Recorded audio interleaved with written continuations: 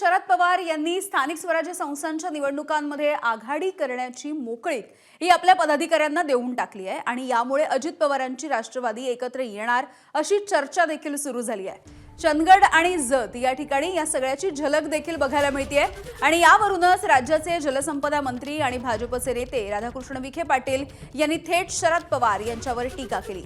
शरद पवार यांच्या पुढे पर्याय न राहिल्यामुळे ते अजित पवार यांच्याकडे जाणारच असं भाकीत त्यांनी वर्तवलं।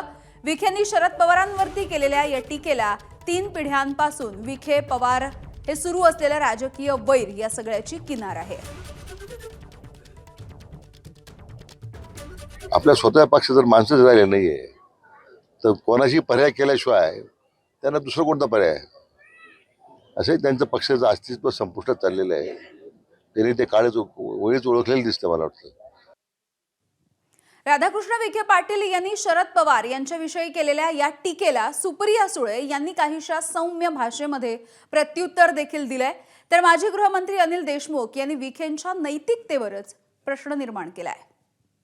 राधाकृष्ण विखे पाटील यांची पात्रता तरी आहे का?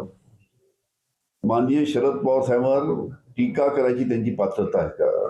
सत्तेसाठी नैतिकता, तत्व, निष्ठा गहाण करून भारतीय जनता पार्टीत गेलेले आहे आणि राहिला आता प्रश्न माननीय शरद पवार साहेबांच्या पक्षाच्या अस्तित्वाचा।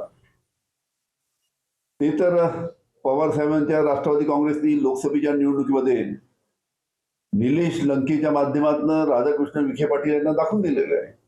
म्हणजे एक तर ते वयानी पदानी सगळ्यांनीच माझ्यापेक्षा मोठी आहेत आणि एका सशक्त लोकशाहीमध्ये प्रत्येकाला बोलायचा अधिकार आहे, पण एवढं असतानाही त्यांचं नाव घेऊन टीका करावं लागतं याचा अर्थ नाणं मार्केटमध्ये चालते।